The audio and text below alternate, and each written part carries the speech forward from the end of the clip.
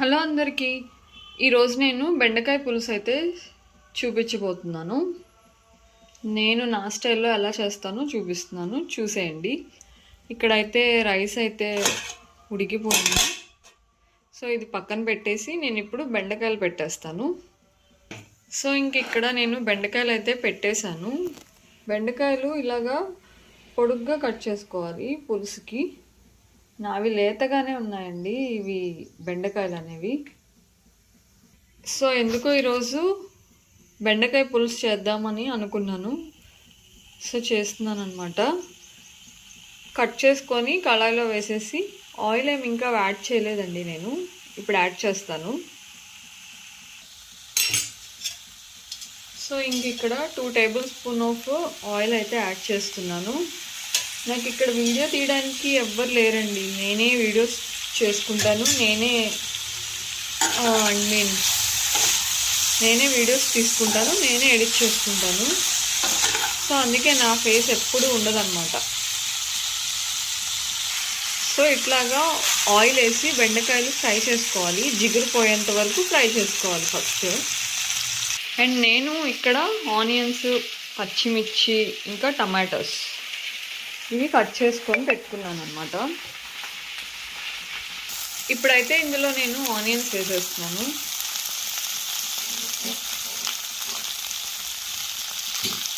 ఇంకా పచ్చిమిర్చి. ఇప్పుడు ఒకసారి కలిపేసుకుందాం, మొత్తం మిక్స్ చేసేసి.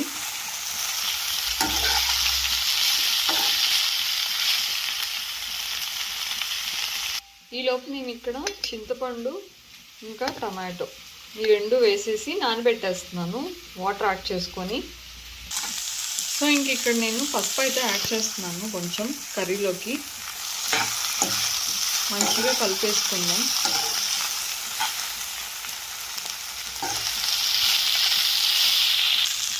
ఇప్పుడు నేను ఈ బెండకాయలన్నీ ఒక సైడ్కి పెట్టేసి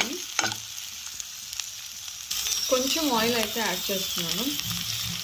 ఇందులో కొంచెం తాలింపు దినుసులు వేసి ఫ్రై చేసుకోవాలి.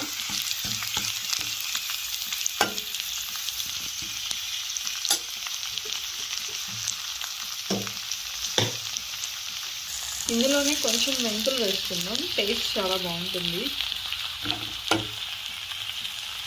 ఇదైతే స్టవ్కి మధ్యలో ప్లేస్ చేస్తున్నాను, చూసారా.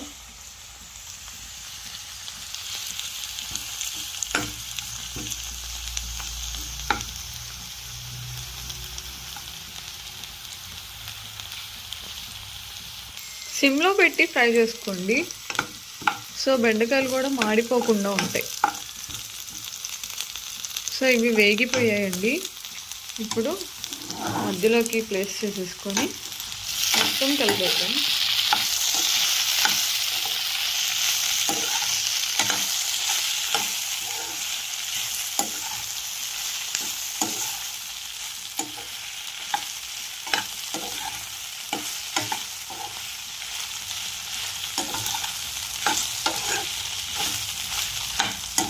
మీరు కావాలంటే ఫస్ట్ కళాయి పెట్టుకొని ఆయిల్ యాడ్ చేసుకొని తాలింపు దినుసులు, ఉల్లిపాయలు వేసుకున్నాక బెండకాయలు అనేవి వేసుకొని జిగురు పోయేంత వరకు మాత్రమే ఫ్రై చేసుకోవాలి.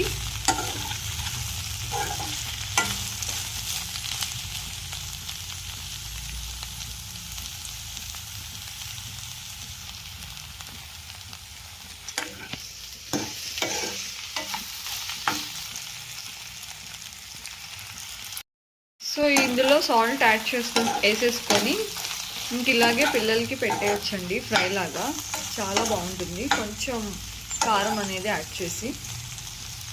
సో బెండకాయలు అనేవి ఫ్రై అయిపోయినాయి. ఇప్పుడు మనం పులుసు యాడ్ చేసేసుకుందాం. ఇప్పుడు పులుసు వేసేస్తున్నాను నేను. టమాటో పడినా పర్లేదు అన్నమాట.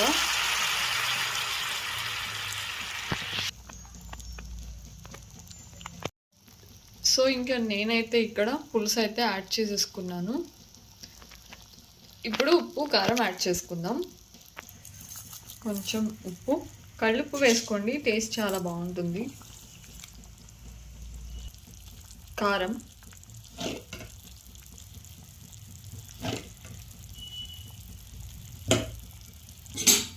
ఒకసారి మొత్తం మిక్స్ చేసేద్దాం.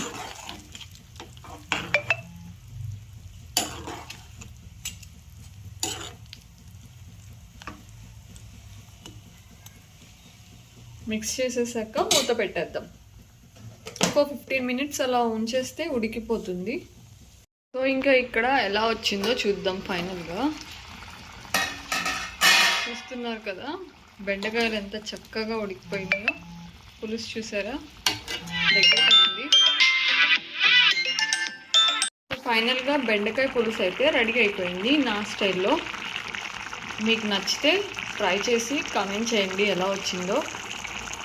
ఇంకా ఎలాంటి వీడియోస్ పోస్ట్ చేయాలో నాకు కామెంట్స్లో కూడా చెప్పేసేయండి. వీడియో నచ్చితే ఒక లైక్ చేసి, అండ్ కొత్త సబ్స్క్రైబర్స్ ఎవరైనా చూస్తూ సబ్స్క్రైబ్ చేయని వాళ్ళు ఉంటే త్వరగా వెళ్ళి సబ్స్క్రైబ్ చేసేసుకోండి. Thank you.